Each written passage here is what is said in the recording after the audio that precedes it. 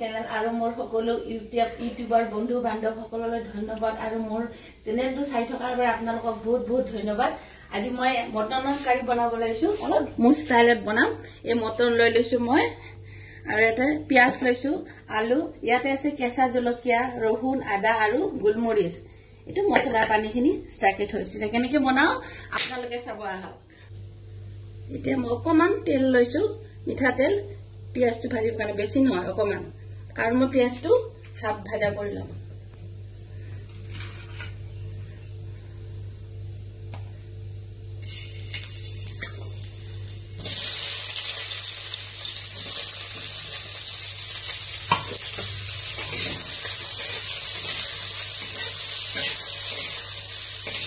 Half কৰি ভাজি লৈছো, এতিয়া উঠাই থৈ দিছো। কেৰাহীত অকমান তেল দি লৈছো।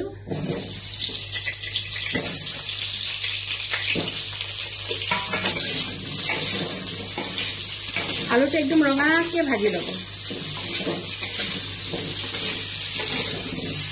ফ্ৰাই কৰি ললো, অলপ ব্ৰাউন ব্ৰাউন কালাৰ হৈছে, এনেকৈ ফ্ৰাই কৰি ল'ব। ভাজা তেলত মই একদম কম তেলত বনাইছো। যেতিয়া আলু ভাজা তেলত মছলাখিনি দি দিছো, লগতে দি দিছো মই হালধি গুড়ি এচামুচ, জলকীয়াৰ গুড়ি এচামুচ, জিৰাৰ গুড়ি এচামুচ আৰু ধনিয়াৰ গুড়ি এচামুচ দি আৰু লগতে মাংসখিনিও দি দিম।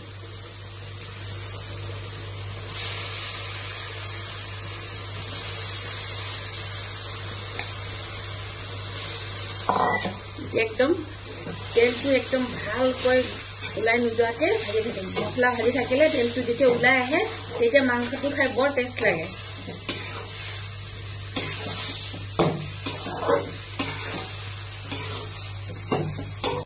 নিমখটো দি দিছো, সোৱাদ অনুসাৰে দিছো, আপোনালোকক যিমান লাগে দি ল'ব।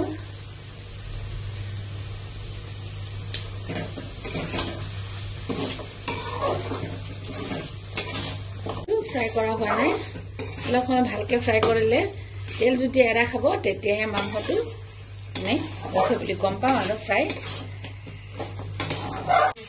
এতিয়া আলুখিনি দি দিম।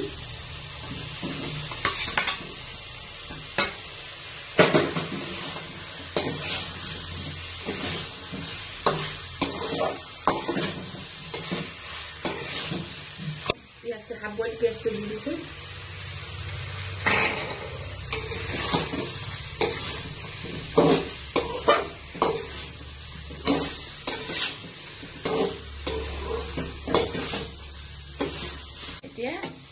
নমাই দিছো।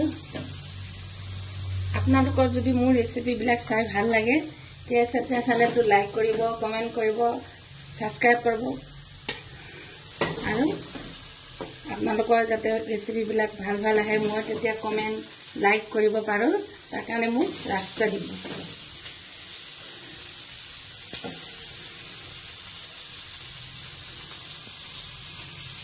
এইটো